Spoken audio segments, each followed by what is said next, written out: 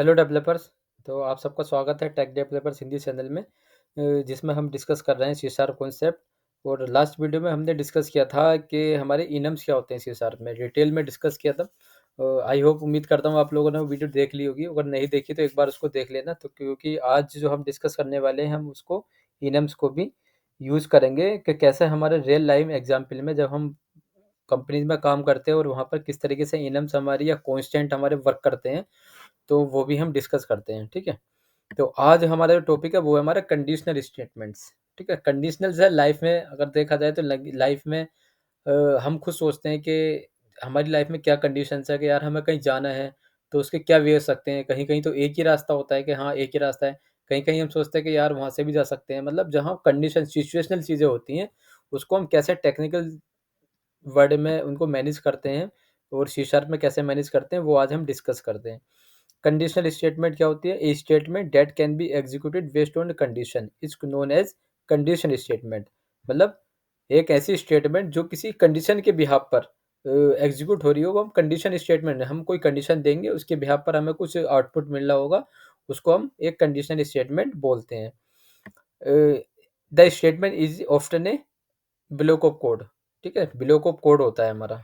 Block of code में collection of code, एक block हो गया जो कर्ली ब्रेसेस के अंदर होता है, इस तरीके का कोड होता है वो हमारा। दूसरा आगे आता है the statement are of two types. जो कंडीशन स्टेटमेंट होती है हमारी दो टाइप्स की होती है, एक हमारी कंडीशनल होती है, एक हमारी कंडीशनल लूपिंग होती है। और इस वीडियो में हम जो डिस्कस करने वाले हैं वो है हमारी कंडीशनल ब्रांचिंग, जो हमारी कंडीशनल स्टेटमेंट्स होती हैं। कंडीशनल ब्रांचिंग क्या होती है हमारी? This statement allow you to branch your code depending on whether और not a standard condition is met. ठीक है। तो कंडीशन मतलब हम आपको ये कंडीशन देंगे, तो उसमें हमें देखना पड़ेगा कि जो हमने लॉजिक लिखा है उस पर वो कंडीशन मैच हो रही है या नहीं हो रही है। उसके बिहाफ पर कंडीशन हमारी कंडीशनल ब्रांचिंग वर्क करती है। और कंडीशनल ब्रांचिंग के किस किस तरीके से हम यूज़ करते हैं, किस किस तरीके से हम इम्प्लीमेंट करते हैं सी शार्प में, उसके ये कई तरीके हैं। और भी हैं, लेकिन ये जो हैं जो कॉमनली यूज होते हैं हमारे, एक इफ स्टेटमेंट के थ्रू है, एक इफ एल्स स्टेटमेंट है, एक इफ एल्स इफ है जो हम काफ़ी सारे इफ एल्स एक साथ यूज़ कर सकते हैं, एक नेस्टेड इफ है, मतलब एक इफ के अंदर दूसरा इफ यूज़ कर सकते हैं, एक स्विच केस है। इनको हम डिटेल में इस वाली वीडियो में डिस्कस करने वाले हैं। तो लगे रहिए इस वीडियो में। अब हम अगर डिस्कस करने वाले हैं, बहुत इंपॉर्टेंट है, इसके बगैर तो टेक्नोलॉजी अधूरी है। क्योंकि जब तक आपको ये नहीं पता कि भाई, जैसे कुछ सिचुएशनल चीज़ें आती है ना कि हाँ ये है तो ये करना है, ये है तो ये करना है, और ऐसा है तो ये करना है। तो ये सब चीज़ें सिचुएशनल है, कंडीशनल है। और ये तो हर प्रोजेक्ट की रिक्वायरमेंट होती ही होती है। हर फंक्शनलिटी की रिक्वायरमेंट होती है। इफ एल्स स्विच के बगैर तो कोई फंक्शनलिटी मुझे लगता नहीं इंप्लीमेंट होती होगी। ठीक है। तो आज हम इनको डिटेल में डिस्कस करते हैं। पहला हमारा if statement. If statement check the given boolean condition. पहले तो क्या होता है वो बूलियन कंडीशन। इफ स्टेटमेंट क्या करता है, हमारी जो हमने इफ स्टेटमेंट में कंडीशन दी होती है वो बूलियन होती है। बूलियन मतलब या तो ट्रू रिटर्न करेगी या फॉल्स रिटर्न करेगी। ठीक है। If the Boolean condition evaluates to be true, अगर कंडीशन हमारी ट्रू होती है, the block of code statement will be executed. तभी क्या होता है, जो भी हमने इफ कंडीशन में कोई कोड लिखा है तभी हमारा एग्जीक्यूट होगा, अदरवाइज एग्जीक्यूट नहीं होगा। ओके। और ये है हमारा इफ कंडीशन। इफ यहाँ हमने कंडीशन दे दी, कंडीशन हमारी क्या रिटर्न करेगी? ये बूलियन वैल्यू रिटर्न करेगी। और अगर ये बूलियन की हमारी वैल्यू ट्रू होगी, तभी क्या होगा? कोड टू बी एग्जीक्यूटेड, और कोड जो भी हमने लिखा होगा वो एग्जीक्यूट होगा। एक हम सिंपल तरीके से देख लेते हैं। ठीक है। ये हमारा, अच्छा, एक नोट है, नोट भी देख लेते हैं। हालांकि नोट का इतना कोई यूज है नहीं, पर मैंने लिखा है तो देख लेते हैं। क्या होता है कि हमें ना, जब भी हम इफ कंडीशन लिखते हैं, हम कर्ली ब्रेसेस जरूर लिखते हैं। ठीक है। ये कर्ली ब्रेसेस बेस्ट हमारा एक तरीका भी है, जो हमें फॉलो करना चाहिए, प्रॉपर गाइडलाइंस एक तरीके की। तो इसमें लिखा कि अगर हम कर्ली ब्रेसेस यूज नहीं करते हैं, तो उसमें क्या होता है कि जो कर्ली ब्रेसेस अगर मतलब जो कंडीशन अगर मैट करती है, अगर मिल जाती है, तो स्टेटमेंट वन हमारी एग्जीक्यूट होगी। ठीक है। अदरवाइज स्टेटमेंट टू तो हमारी एग्जीक्यूट होगी ही होगी।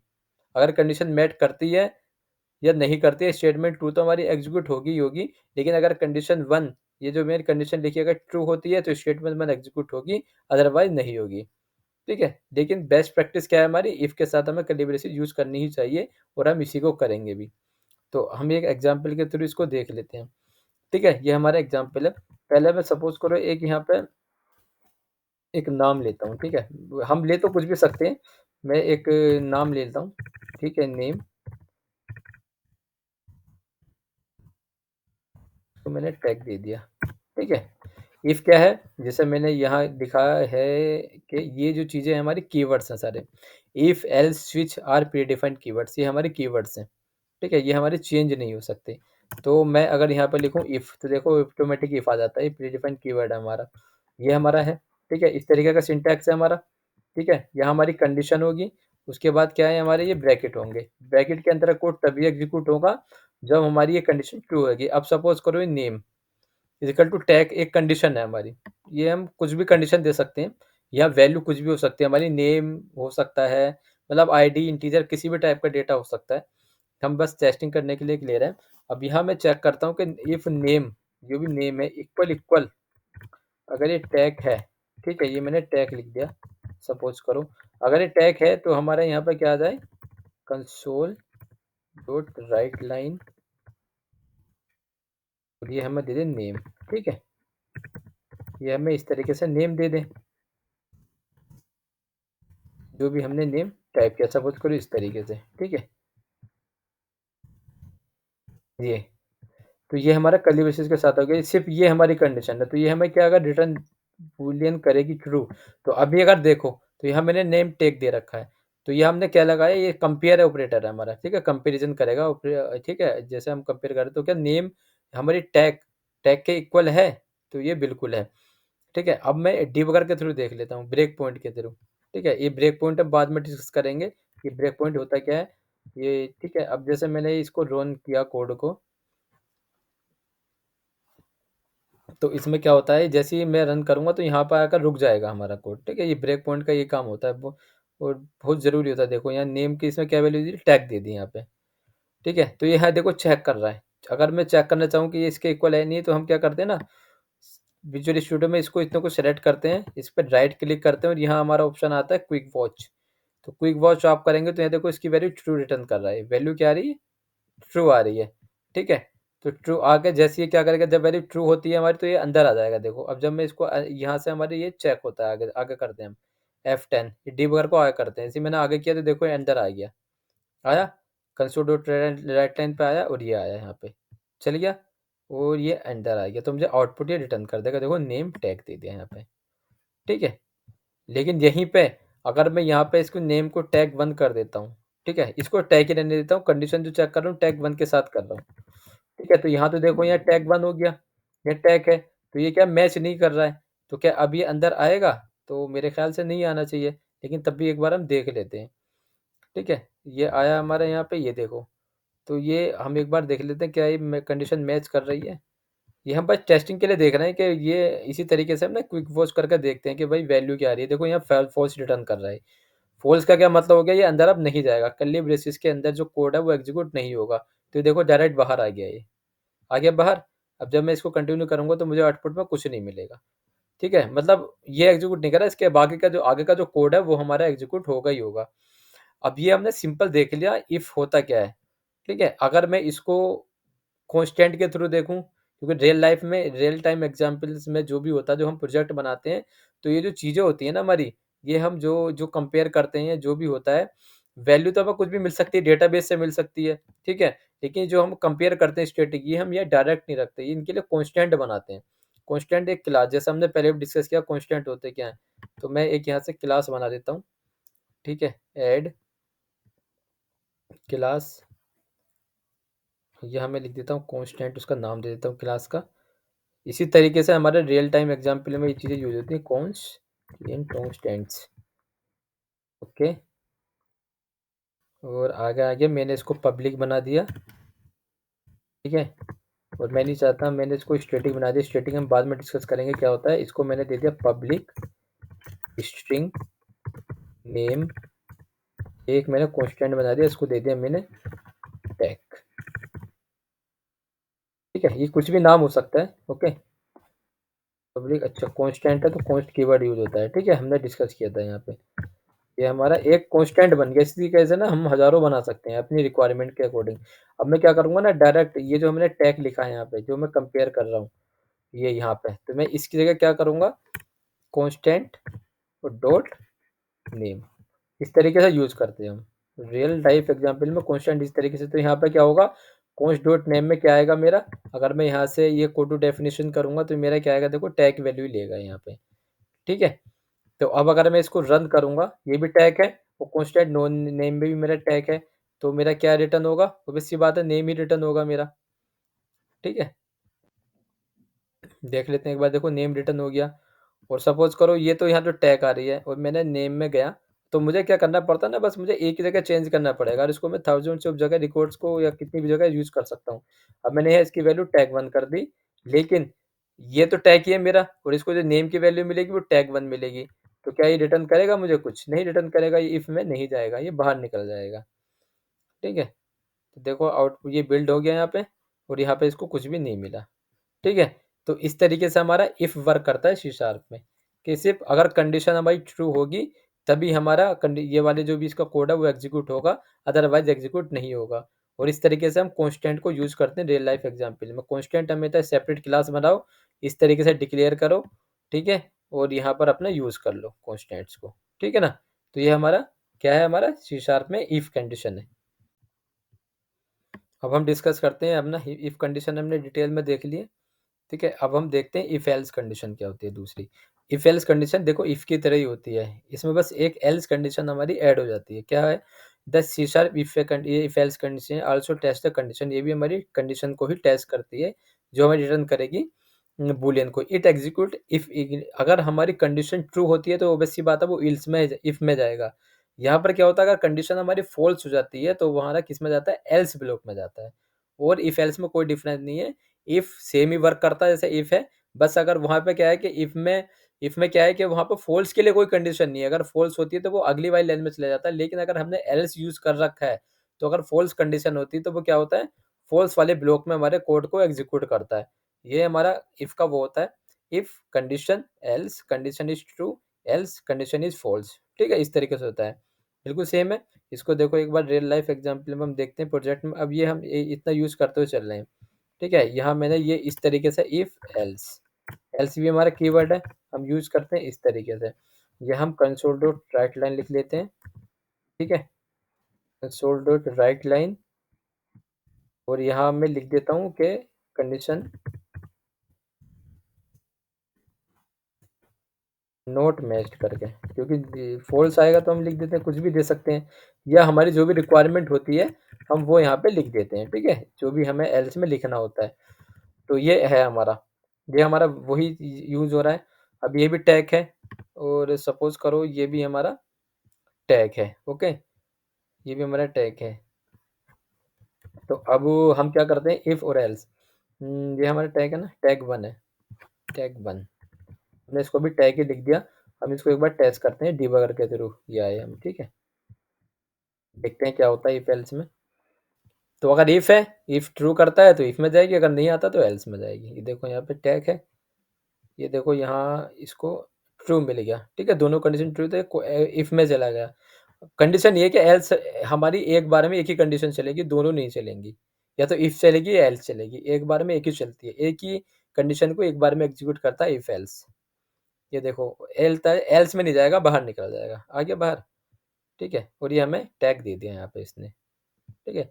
ये हम कुछ भी, आप कुछ भी कंडीशन यूज कर सकते हो, यहाँ पे स्ट्रिंग की जगह इंटीजर ले सकते हो, फ्लोट ले सकते हो, या यहाँ ग्रेटर देन की जगह आप यहाँ कंपेयर की जगह ग्रेटर देन लेस देन कुछ भी यूज कर सकते हो। अभी मैं अगले एग्जांपल में दिखा दूंगा आपको लेस देन ग्रेटर देन भी। अब मैं क्या करता हूँ, अब मैं इसकी वैल्यू को चेंज कर देता हूँ, टैग टैग न्यू, मतलब कुछ भी वैल्यू मैंने चेंज कर दी। तो अब क्या हो गया, इन दोनों की वैल्यू डिफरेंट हो गई, नेम में मैं कंडीशन कुछ और दे रहा हूँ, दोनों को कंपेयर कुछ और कर रहा हूँ। तो अब क्या होता है देखिए, अब हमारी फॉल्स हो जाएगी। इफ में कंडीशन में क्या था, वो अगला कुछ करता, एल्स नहीं लगा हुआ था।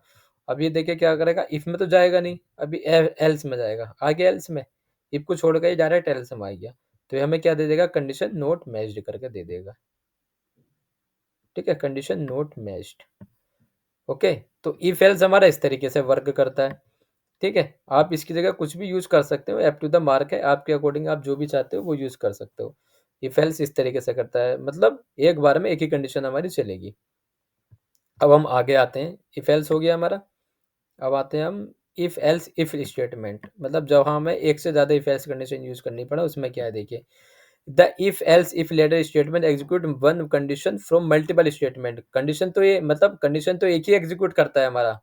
इफ एल्स क्या करता है, एक बार में एक ही कंडीशन एग्जीक्यूट करेगा, लेकिन क्या होता है कभी कभी हमें कंडीशन ज़्यादा देनी पड़ जाती है कि अगर ये है तो ये होना चाहिए, ये है तो ये, ऐसा कुछ हमारे सिनेरियोज हो सकते हैं। बट एक बार में एक ही एग्जीक्यूट करेगा, वो हम अभी देखते हैं। The execution start from top and checked for each statement. तो ये क्या करेगा, एग्जीक्यूशन जो है स्टार्टिंग से स्टार्ट होगा हमारा टॉप से, और सारी की सारी कंडीशन ये चेक करेगा। The statement of if block will B execute true. ठीक है, वही एग्जीक्यूट होगा जो हमारा इवेल्यूट हम ट्रू कर देंगे। If none of the if statement evaluate to true then the last else block will be evaluated. ठीक है, अगर कोई भी कंडीशन ट्रू नहीं तो हमारी एल्स ब्लॉक क्या हो सकता है, हमारा कंडीशन चलेगा। लेकिन एल्स भी क्या है, हमारा एक ऑप्शनल है, आपको रिक्वायरमेंट है तो यूज कर सकते हो, अगर नहीं है तो नहीं कर सकते हो। ठीक है, ये इस तरीके का से इसका कुछ है। इफ कंडीशन लगा दी, फिर एल्स इफ दे दिया, फिर एल्स इफ दे दिया आपने। ठीक है, और फिर आपने एल्स दे दिया इस तरीके से। ठीक है, तो ये इस तरीके से हमारा है इसका स्टेटमेंट। मैं इसको एक नए तरीके से आपको दिखाता हूँ। ठीक है, नए तरीके से क्या मतलब, मैं एक यहाँ पे इनम के थ्रू देखते हैं, हम एक इनम बनाते हैं। इनम तो आपने आई होप वीडियो देख ही ली होगी। तो मैं एक क्लास बनाता हूँ। ठीक है, इसको मैं ना दे देता हूँ COLOR कलर्स। ठीक है, क्लास ले ली मैंने, और इसको मैंने कलर्स नाम दे दिया। ये एक रियल टाइप में हम किस तरीके से यूज़ करते हैं इनम को ना, वो देख लेंगे। हालांकि मैंने बताया है, लेकिन एक बार और हम देख लेते हैं। ठीक है, कलर्स मैं लिख देता हूँ ग्रीन, या GREEN, green is equal to 10, comma blue is equal to 20 and RGB ये मैंने दिया 30। इस तरीके से हम कुछ भी यूज कर सकते हैं। ये हमारे इनम्स होगा कलर्स। ये कांस्टेंट होगा, कांस्टेंट के थ्रू हमने देख ही लिया है। अब हम क्या करते हैं ना, एक नई सिरे से इसको बनाते हैं। ठीक है, यहाँ पर आया मैंने क्या किया, एक वैल्यू ली, इंट में ली। आपका स्ट्रिंग हमने देख ली, एक बार इंट में देखते हैं। Int value is equal to, मैंने सपोज करो 50 ले लिया, वो 20 ले लिया। ठीक है, 20 ले लिया मैंने। ये मैं यहाँ से हटा देता हूँ। अब मैं यहाँ पे चेक करता हूँ इसको। इफ जैसे हमने चेक किया, इफ वैल्यू, अगर वैल्यू मेरी, ये मैं हटा देता हूँ क्योंकि ये कांस्टेंट है। ठीक है, स्ट्रिंग आ रहा है। अगर वैल्यू मेरी क्या है, क्योंकि ये इंटीजर में, तो मुझे कंडीशन क्या है, इंटीजर में चेक करनी पड़ेगी, वरना उसको फिर या तो टाइप कास्ट करो आप। अगर वैल्यू मेरी यहाँ पर मैं दे देता हूँ 30। अगर मेरी 30 है तो कंसोल डॉट पैटर्न में लिख देता हूँ वैल्यू, मतलब ये वैल्यू मेरी यहाँ 30 प्रिंट हो जाए। लेकिन इफ अगर 30 नहीं है, मैं यहाँ पर दे देता हूँ भाई if else if value equal to मैं देता हूँ यहाँ पे कितना, सपोज कोई 15 दे दिया, तो मेरा यहाँ पे क्या आ जाए, वैल्यू क्या प्रिंट हो जाए, वैल्यू प्रिंट हो जाए कितनी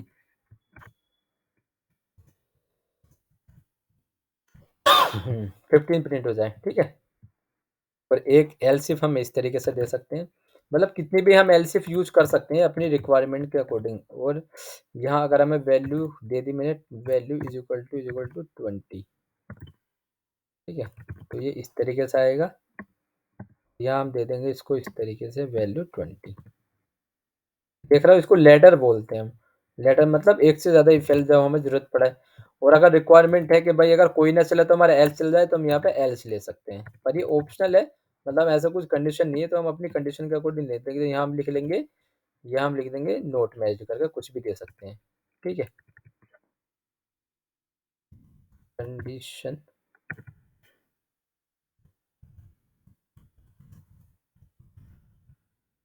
अब ये आया हमारा। हमने अभी क्या वैल्यू दे दी, इनम ये दीजिए 20। स्टैटिक वैल्यूज हमारी 15, 20, 30। ठीक है, अब मैं इसको रन करता हूँ। अब देखो यहाँ पे, यहाँ से स्टार्ट करते हैं। ठीक है, इफ से ये दे दिया मैंने 30। तो अब मैं इसको रन करता हूँ। देखो इफ एल्स का क्या देखना है, जैसे हमने डिस्कस किया कि टॉप से स्टार्ट होता है। जैसे इफ है हमारा, टॉप कहाँ है हमारा, टॉप हमारा इफ से है। तो वैल्यू हमने इनिशियल दी थी 20। तो क्या इसके इक्वल है 20 के, ये नहीं है, तो ये नीचे आ जाएगा। ठीक है, तो क्या वैल्यू 15 के इक्वल है। अभी देखो ये हर कंडीशन को चेक करेगा और सिर्फ एक को एग्जीक्यूट करेगा। ये देखो यहाँ पे इफ वैल्यू इक्वल टू 20, 20 मिल गया इसको, यहाँ पे 20 मिल गया, तो यहाँ पर आ जाएगा ये आ गया यहाँ पे। ठीक है, और ये यहाँ पे वैल्यू हमें 20 रिटर्न कर देगा एग्जैक्ट। अब ये तो मैंने यहाँ पे स्टैटिक डेटा के साथ दे दिया। अब क्या हम इनकी जगह इनम्स यूज़ कर सकते हैं? एग्जैक्टली अब हम इनकी जगह इनम यूज़ करते हैं।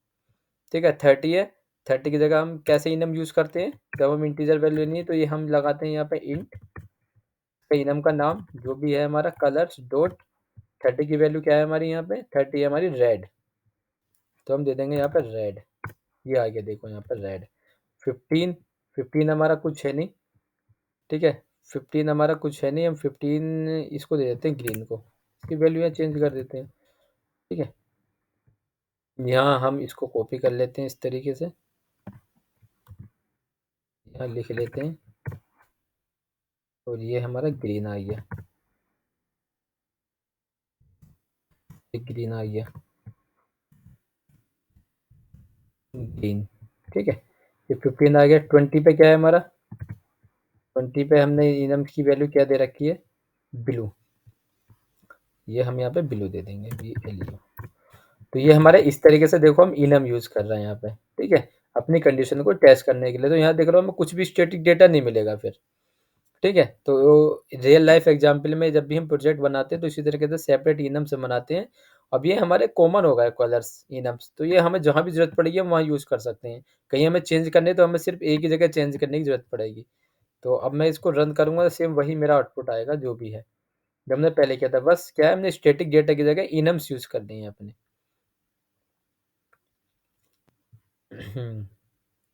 ये डिबगर हमारा आया है यहाँ पे। ठीक है, तो ये हम यहाँ पे देखो, यहाँ पे 20 मिलेगा, 20 हमारा एग्जीक्यूट कर देगा। ओके, और सपोज करो मैंने इसकी वैल्यू कर दी यहाँ पे 15। ठीक है, 15 कर दी तो ये क्या क्या करेगा? ये चलेगा और जो इसको 15 वाली वैल्यू होगी उसको एग्जीक्यूट कर देगा। ठीक है, ये देखो ये आया तो 15 है तो ग्रीन पाया, ये 15 वाली पाएगा। तो एक बार में सिर्फ एक ही कंडीशन एग्जीक्यूट करेगा, ये नहीं कि सारी करेगा। ये दो करेगा, एक बार में एक ही करता है इफ एल्स। ये आया तो इसको यहाँ 15 दे दिया। ठीक है, तो इस तरीके से हम इफ एल्स इफ यूज करते हैं। इफ एल्स जितने भी यूज करना वो हम यूज कर लेते हैं।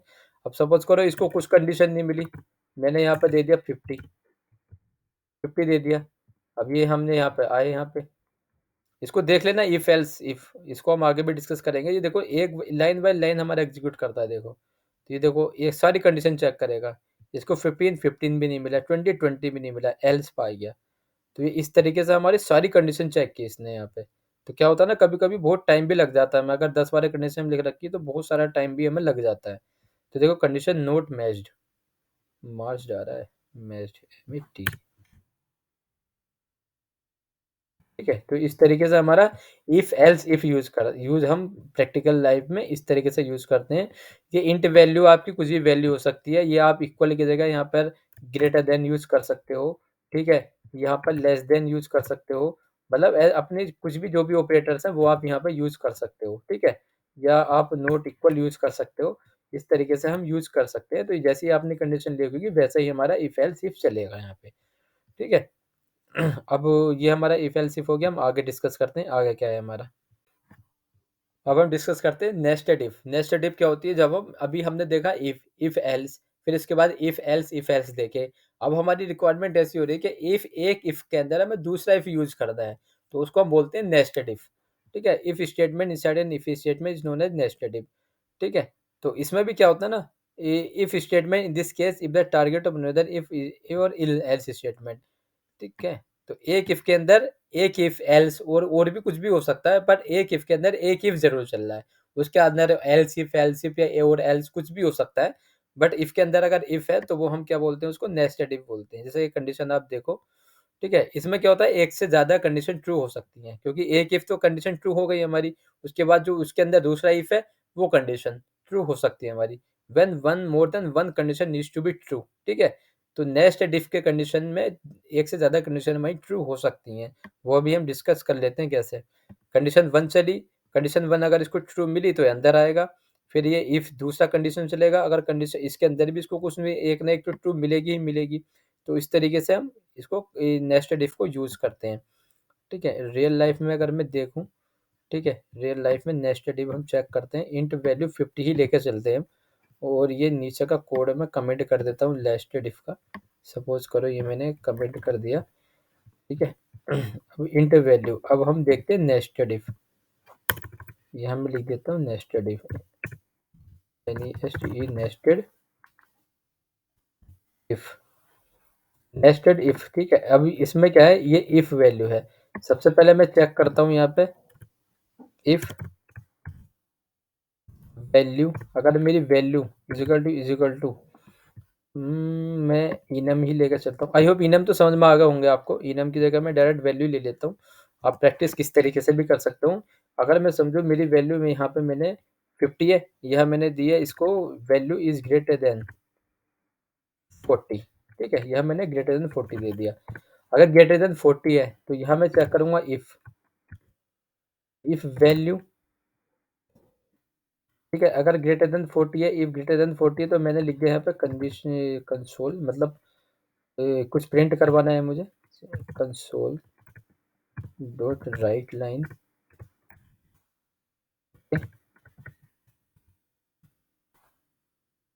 तो ये हो गया हमारा इफ वैल्यू। ये तो मैंने यहाँ पे दे दिया।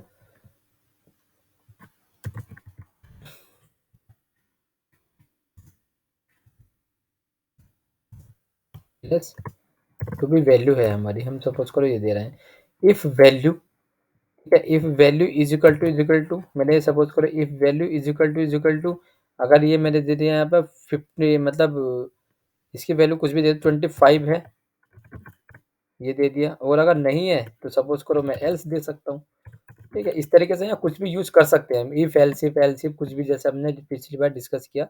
तो यहाँ भी हम कंसोल में कुछ भी दे सकते हैं। तो यहाँ आप देखोगे ना, एक बार में कंडीशन दो तो ट्रू होनी ही होनी है, ठीक है। मतलब मोर देन वन हो सकती हैं, ठीक है। तो ये हमने वैल्यू दे दी यहाँ पे। तो यहाँ अगर वैल्यू है तो यहाँ मैंने इसको 25 दे दिया। सपोज करो वैल्यू 25 है, एल्स है तो एल्स में मतलब अगर कुछ मैच नहीं करता तभी तो आएगा। तो यहाँ मुझे नोट मैच्ड। तो ये हमारा नेस्टेड इफ इस तरीके से वर्क करता है, ठीक है। तो यहाँ मैंने सपोज करो वैल्यू 50 दे दी। अब हम इसको देखते हैं इसका आउटपुट क्या आता है, ठीक है। एक बार डिबग करके देखते हैं तो आपको और अच्छे से समझ में आएगा। और ये वो कमांड्स हैं, स्टेटमेंट्स है जो हमेशा यूज होती है। देखो वैल्यू हमने 50 दी, तो वैल्यू 50 इज ग्रेटर देन 40, तो बिल्कुल सही बात है, ग्रेटर है तो ये आएगा। तो एक कंडीशन हमारी ट्रू हो गई। अब यहाँ चेक कर रहा है कि क्या हमारी जो वैल्यू है 50 वो 25 की इक्वल है, तो ये नहीं है। तो नहीं है तो मतलब इफ में जाएगा नहीं, एल्स में जाएगा। बिल्कुल सही चल रहा है। तो हमारे दो आउटपुट आएंगे हमारे पास, एक तो आएगा वैल्यू 50 करके और एक आएगा नोट मैच्ड करके, ठीक है। ये देखो वैल्यू 50 आ गया और एक नोट मैच्ड आ गया। तो एक से ज्यादा कंडीशन हमारी ट्रू हुई, बिल्कुल। तो ये होता हमारे क्या, नेस्टेड इफ, जब हमारी मोर देन वन कंडीशन ट्रू होती है और एक इफ के अंदर हम दूसरी इफ यूज कर रहे हैं। और यहाँ पे मैंने दे दिया ये 50 है, और यहाँ पे मैंने इसको दे दिया सपोज करो लेस देन इक्वल 50, ठीक है। लेस देन और इक्वल 50 दे दिया।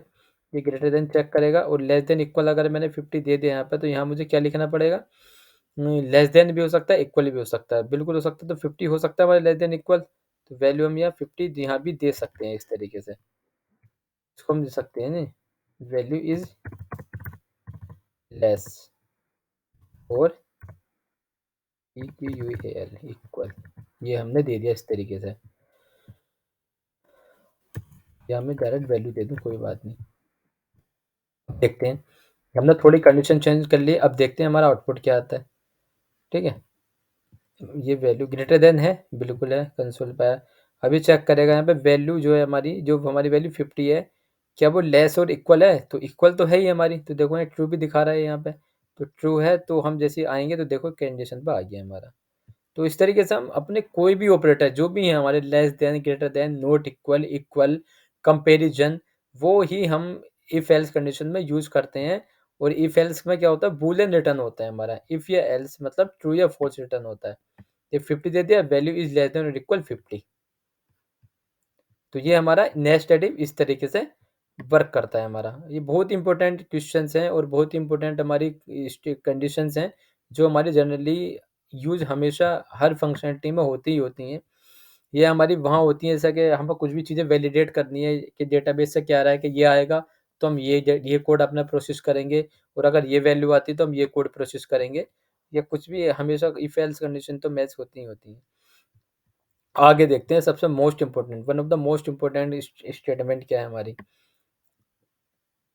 अब आते हैं हम स्विच केस स्टेटमेंट। जैसे हमने इफ एल्स देखा, इफ एल्स, ठीक है, इफ एल्स देखा था हमने, ठीक है। तो इसके बाद आता है स्विच केस। स्विच केस क्या होता है?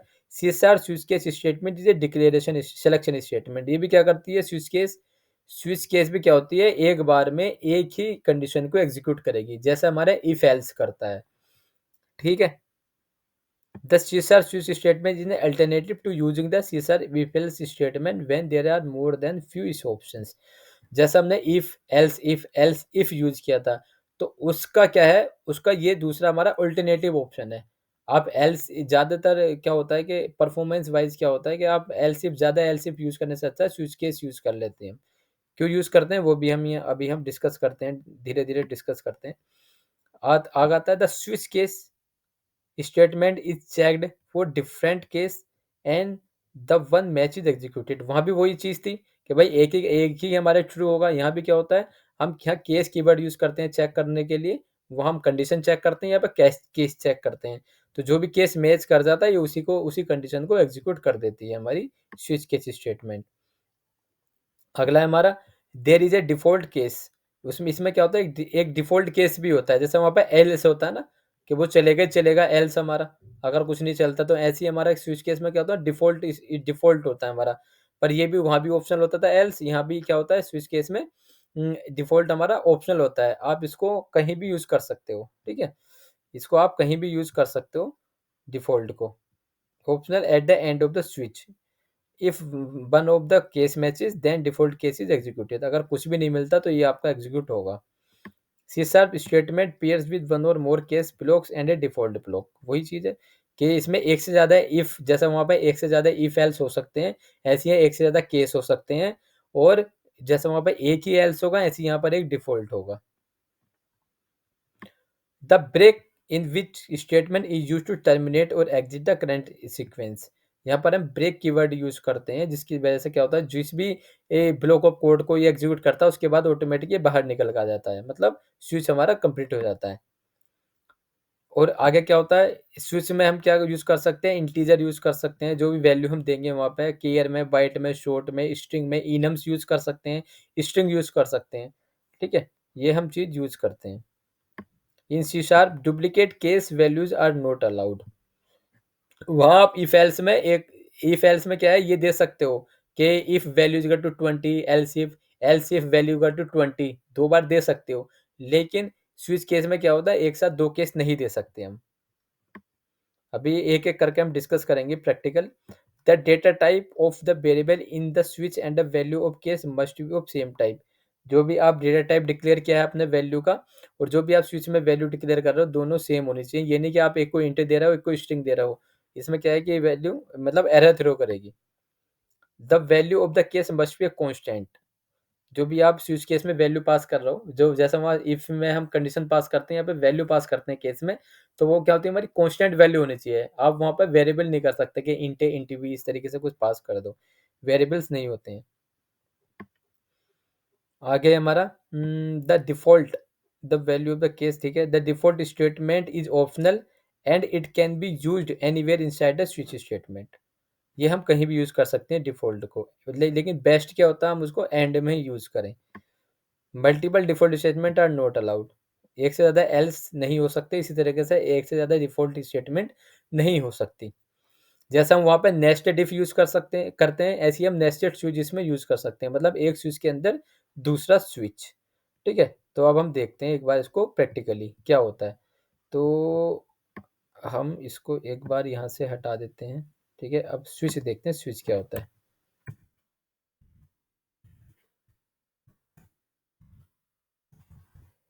स्विच, ठीक है, स्विच केस क्या होता है, क्या इसका होता है, कैसे यूज होता है वो देख लेते हैं। Switch case int value equal to, यही ले लेते हैं हम, कोई नहीं, इंट वैल्यू इक्वल टू 50। और ये मैं भी यहाँ से हटा देता हूँ, इसकी मुझे अभी ज़रूरत नहीं है। पर मैं अब इसको स्विच का एक स्टेटमेंट जो होता है हमारा, वो आई थिंक मैंने नीचे लिख रखा है, वो मैं दिखा देता हूँ किस तरीके से यूज़ होता है। ये देखो, ये इस तरीके से इसका सिंटैक्स होता है कि स्विच लिखते हैं, उसके अंदर हम कुछ भी वेरिएबल या एक्सप्रेशन जो भी वैल्यू वो पास करते हैं। यहाँ केस, ये केस हमारा कीवर्ड है, इसके यहाँ वैल्यू लेते हैं, कुछ भी जो भी आपको वैल्यू आपको मैच करनी है कि भाई ये होगी तभी मैं एग्जीक्यूट करूंगा। और ये हम यहाँ ब्रेक इस तरीके से यूज करते हैं। ठीक है, केस कितने भी केस हो सकते हैं, कितने भी, और उसके आगे हम ब्रेक लिख सकते हैं। और उसके बाद सबसे लास्ट में डिफॉल्ट होता है, जैसे वहाँ पे एल्स होता है। ठीक है, इस तरीके से हम इसको यूज करते हैं। तो एक बार इसको पूरा प्रैक्टिकल एग्जांपल देख लेते हैं, और जो जो हमने ऊपर पॉइंट लिखे हैं उनको भी एक बार डिस्कस करते हैं साथ साथ में, तो आपको बेटर अंडरस्टैंडिंग हो जाएगी किस तरीके से हम यूज़ कर रहे हैं। तो जैसा हमने अभी सिंटैक्स डिस्कस किया वैसे देखते हैं, यहाँ हम स्विच कीवर्ड यूज़ करते हैं। जैसे लिखोगे आ गया स्विच, यहाँ पर हम देते हैं क्या, वैल्यू। मतलब पहले हम एक बार इसका वो लिख लेते हैं। ठीक है, ये हमने कर्ली ब्रेसेस यहाँ पे लगाए, और कर्ली ब्रेसेस लगाने के बाद हमने यहाँ पे केस लिखा, केस। ठीक है, केस वैल्यू जो भी आपको लग रहा है वो आपको देनी है, आप दे सकते हो। मैंने सपोज करो 10 दे दिया, कोलन लगाया। उसके बाद यहाँ हमने कंसोल जो भी हमें प्रिंट कराना है, ठीक है, console dot right line value 10। ठीक है, ये दिया, और ये हम सबके नीचे क्या लगाते हैं, ब्रेक लगाते हैं, कंट्रोल के डी। ठीक है, एक केस केस 10 ले लिया मैंने, सपोज करो एक 20 है, एक 30 है। ठीक है, एक मैंने लिया 20, एक मैंने लिया 30, और एक एक हम लेते हैं डिफ़ॉल्ट। ठीक है, जैसे वहाँ एल्स होता है, देखो ये अगर डिफ़ॉल्ट कोलन, इसके नीचे और कंट्रोल जेड, ब्रेक हमेशा हर किसी के साथ रहेगा, जो हमारी इसको ब्रेक करेगा, आगे नहीं लेके जाएगा। अगर जो भी कंडीशन मिली ब्रेक कर दिया, नहीं बाहर निकल गया ब्रेक। यहाँ भी अगर हमें कुछ मिला तो हम लिखते हैं वही, जैसा हम एल्स में लिखते हैं नोट मैच्ड वाला, ऐसे ही यहीं लिख देते हैं, नोट METCHED, नोट मैच्ड। ठीक है, ये हमारा हो गया। अब हमने जो जो पॉइंट डिस्कस किए ना, एक बार उनको इसमें देख लेते हैं कि ये कहना क्या चाहते हैं।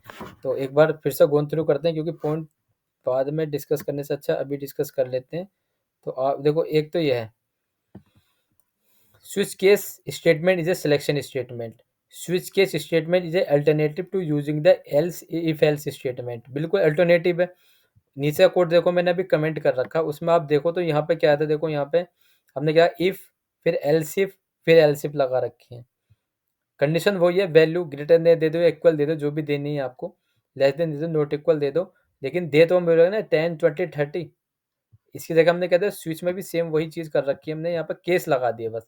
यहाँ वो उसकी जगह केस होता है, इफ की जगह केस, और क्या वैल्यू है हमारी वो हमने यहाँ पे सेट कर दी 10 20 30, जैसा हमने इफ वैल्यू इक्वल इक्वल देते हैं ना वहाँ पे, ये लेस देन दे रहा है, ग्रेटर देन दे रहा है, ऐसी यहाँ पे वैल्यू सेट कर दी। दूसरा है the switch case statement is checked for different cases and one match is executed. तो ये क्या कह रहा है, चाह रहा है इसमें कि ये जितने भी हमने केस लिखे हैं ये सबको मैच करेगा वैल्यू के साथ। ठीक है, यहाँ वैल्यू मैंने 50 दे रखी है, तो ये सब चेक करेगा केस, ये 50 है क्या, ये 50 है क्या, ये 50 है क्या। तो अगर नहीं मिलेगी तो डिफॉल्ट, अगर मिल जाएगी तो उसी को एग्जीक्यूट करेगा। आगे आते हैं हम, ये आगे आते हैं, there is a default case at the end of the switch, if none of the case matches then default is executed. तो ये हमारा वही चीज़ है। ठीक है, कि डिफॉल्ट है, तो ये क्या होता है, डिफॉल्ट क्या होता है, ऑप्शनल होता है। अगर मैं इसको हटा भी दूंगा तो ऐसा कुछ नहीं, एरर नहीं है। अगर एल्स क्या है हमारा, ऑप्शनल होता है। तो ये लेकिन टेस्ट गाइडलाइंस के अकॉर्डिंग हमें डिफॉल्ट हमेशा यूज ही करना चाहिए। ठीक है, आगे क्या आता है हमारा, इन सी शार्प स्टेट में pair with one more more cases blocks and a default block. ठीक है, तो हमने मोर देन वन केसेस ले लिए और एक डिफॉल्ट केस ले लिया। The break in switch statement use to terminate और एग्जीक्यूट अ करंट सीक्वेंस। हमने ब्रेक भी यहाँ पे यूज कर रखा है, देखोगे तो टर्मिनेट करेगा हमारी जो भी कंडीशन मिलेगी उसके बाद। अब आगे क्या लिखा है, the expression of the integer, यहाँ हम कुछ भी ले सकते हैं, इंटीजर, कैर, बाइट, स्ट्रिंग, कुछ भी ले सकते हैं। इसका कहने का मतलब ये है कि यहाँ पर हम कुछ भी ले सकते हैं। अभी मैंने क्या लिया है यहाँ पे, इंटीजर लिया है। ठीक है, वैल्यू में यहाँ पे, लेकिन मैं इसको यहाँ पे स्ट्रिंग भी ले सकता हूँ। ठीक है, स्ट्रिंग वैल्यू, तो फिर क्या है, मुझे इसको स्ट्रिंग बनाना पड़ेगा इस तरीके से। और यहाँ पे मैं इसको भी यहाँ पे इस तरीके से इसको भी 50 बनाना पड़ेगा 10, या जो भी मुझे ज़रूरत है। ठीक है, इस तरीके से मतलब एक एग्जांपल दिखा रहा हूँ, देखो मतलब कुछ भी ले सकते हैं हम यहाँ पे। ओके,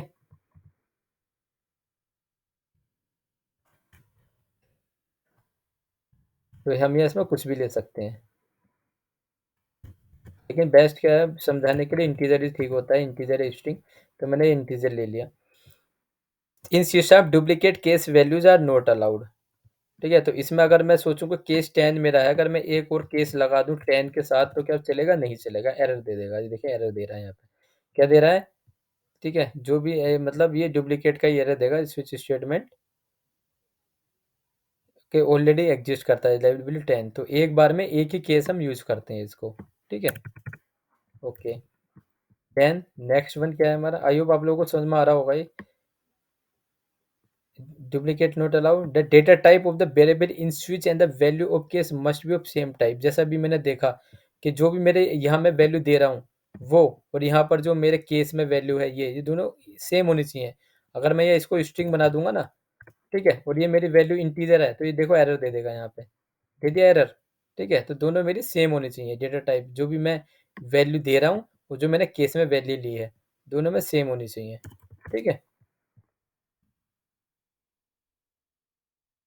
अगला क्या है, the value of a case must be constant, variables are not allowed, जो हमने डिस्कस किया। मतलब यहाँ पर क्या है कि ये जो वैल्यू मैं दे रहा हूँ यहाँ पे, ये क्या है मेरी वैल्यू, ये हमेशा क्या होनी चाहिए केस में, ये हमारी एक कांस्टेंट वैल्यू होनी चाहिए, कांस्टेंट ही है मेरी। यहाँ पर मैं इसको इस तरीके से इंट ए नहीं दे सकता। ठीक है, कुछ नहीं दे सकता, समझ गए? तो ये इसका इस पॉइंट का ये कहने का मतलब था। आगे, आगे हमारा क्या है कि डिफ़ॉल्ट ऑप्शनल होती है, ठीक है, कहीं भी यूज़ कर सकते हैं। Multiple default statement are not allowed, एक से ज़्यादा एल्स आप यूज़ नहीं कर सकते। आप अगर चाहो कि एक से ज़्यादा डिफ़ॉल्ट आप यूज़ कर लो तो आप वो भी नहीं कर सकते। ठीक है, देखो एरर दे दिया इसने यहाँ पे। ओके, तो ये भी हमारा पॉइंट आई होप आप लोगों को समझ में आ गया होगा। अगला क्या है, nested switch cases are allowed, जैसे इफ होता है ऐसी नेस्टेड स्विच हम यूज़ कर सकते हैं।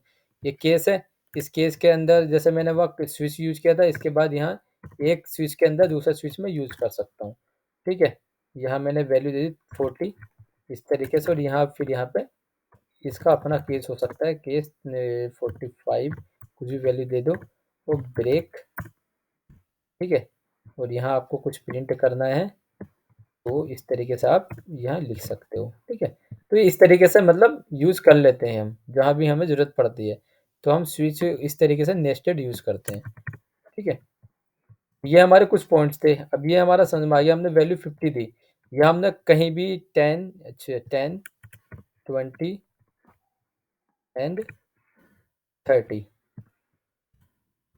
10, 20, 30 ये मैंने दी यहाँ पे। अब यहाँ मैंने वैल्यू दे रखी 50, तो क्या मैच होगी? ठीक है, अब देखो इसका सबसे अच्छा फ़ायदा क्या होता है स्विच का। हमने इफ एल्स भी देखा, अब हम स्विच भी देख लेते हैं। इफ एल्स क्या करता है, टॉप से लेकर नीचे तक सब एक एक करके एग्जीक्यूट करता है, मतलब लाइन ऑफ कोड ज़्यादा वो एग्जीक्यूट करता है। लेकिन स्विच क्या करता है, देखना है पे, स्विच क्या करता है, जो भी उसको वैल्यू मिलेगी ना डायरेक्ट उसी पे जंप कर जाता है, बाकी और किसी पे नहीं जाता। तो as compare to if else, switch जो होता है ना मोर बहुत फास्ट होता है, और रियल लाइफ में हम स्विच ही यूज़ करते हैं इफ एल्स की जगह पर। देखो यहाँ इसको वैल्यू मिली 50, तब देखो यहाँ 50 कुछ नहीं है, 50 कुछ नहीं है, तो इफ क्या करता है, इफ एल्स क्या करता है, सारी की सारी कंडीशन चेक करता है। लेकिन ये क्या कर रहा है यहाँ पे, इसको इफ एल्स नहीं मिला तो ये डायरेक्ट क्या आएगा, डिफॉल्ट पे आ जाएगा। देखो जैसे मैं इसको आगे रन करूंगा, डायरेक्ट डिफॉल्ट पे आ गया, ये आ गया डिफॉल्ट पे, और मैं कंटिन्यू कर दिया तो ये मेरा क्या हुआ, रन हुआ। ये नोट मैच्ड करके दे दिया इसने। ठीक है, और यहीं पे मैं वैल्यू दे देता हूँ इसको 30, 30 दे देता हूँ सबसे लास्ट वाली।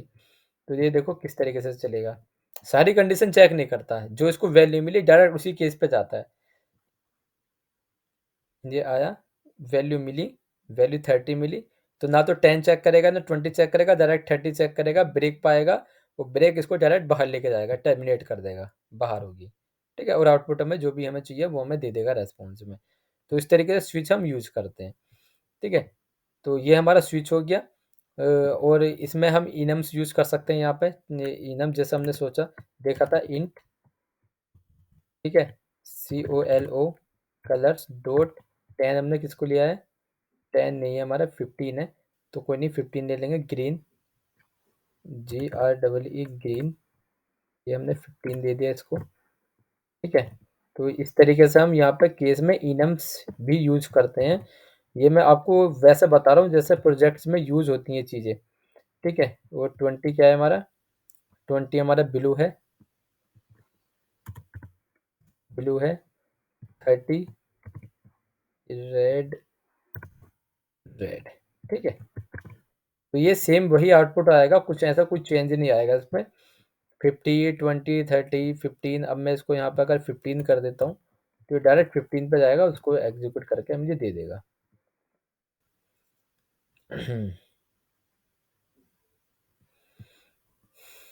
वैल्यू 15 मिली, 15 केस पाया, ब्रेक किया और आउटपुट हमें दे दिया।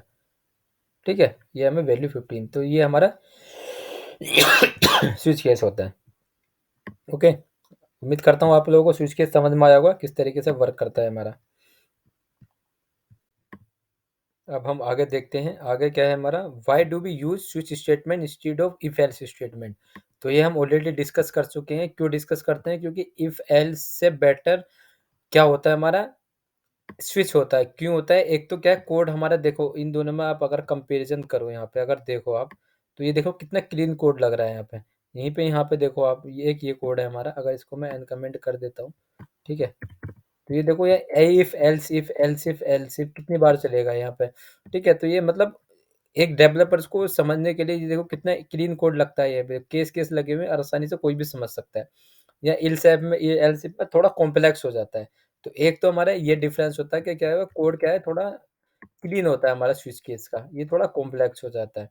और बड़े प्रोजेक्ट्स में अगर बड़े हमें एग्जीक्यूशन करने, तो यहाँ कितनी ज़्यादा एलसीफ एलसीएम यूज़ कर सकते हैं। इससे अच्छा है कि इतने अच्छे केस यूज़ कर लो। दूसरा क्या डिफरेंस होता है कि इफ एल्स क्या करता है, अगर मैंने कोई कंडीशन यहाँ सबसे लास्ट में लिखी है, तो ये सारे के सारे एग्जीक्यूट करेगा। इफ बी, फिर उसके बाद ये इफ एल्स, फिर उसके बाद ये इस पे आएगा। तो इसमें क्या है, परफॉर्मेंस हमारी थोड़ी कम हो जाती है। और स्विच क्या करता है, जैसा भी हमने डीबग करके देखा था, स्विच क्या करता है हमारा, डायरेक्ट जो उसको केस मिलेगा डायरेक्ट उसी पे लैंड कर देता है, वो ब्रेक कर देता है। तो परफॉर्मेंस वाइज हमारा फास्ट होता है हमारा स्विच केस। तो यही मैंने ये यहीं पे वही चीज़ें लिख रखी हैं। ठीक है, तो the advantage of using switch over if else if statement is codes will look much cleaner and readable with switch. ठीक है, आपको दिख रहा होगा क्लीन है और रीड आसानी से कर सकते हैं हम। और दूसरा क्या है, if you use if else statement for a large number of possible condition, then it takes more time to write and process and also become difficult to read. ठीक है, वो ज़्यादा टाइम लगेगा और देख रहा होगा प्रोसेस करने में भी ज़्यादा टाइम लग रहा है। तो ये हमने डिटेल में एक बार डिस्कस किया, ये पांचों के पांचों हमारी statement, if else if, nested if और स्विच केस। तो उम्मीद करता हूँ आप लोगों को समझ में आया होगा। तब भी अगर कोई भी आपका डाउट है या कुछ भी कंफ्यूजन है तो आप मुझे कमेंट कीजिए। और अगर वीडियो पसंद आई हो तो चैनल को सब्सक्राइब कीजिए अगर नए हो तो, ताकि आपको नई वीडियोस मिलती रहें जल्दी जल्दी आपको मैं। और कुछ भी कंफ्यूजन हो किसी भी वीडियो में, किसी भी टेक्निकल डिस्कशन में, तो आपका सबका वेलकम है मुझे। और कुछ भी अगर आपको सेशन देना है तो उसके लिए सेशन दीजिए। तो जल्दी हम एक नई वीडियो के साथ मिलते हैं। ठीक है, तब तक के लिए टेक केयर, बाय।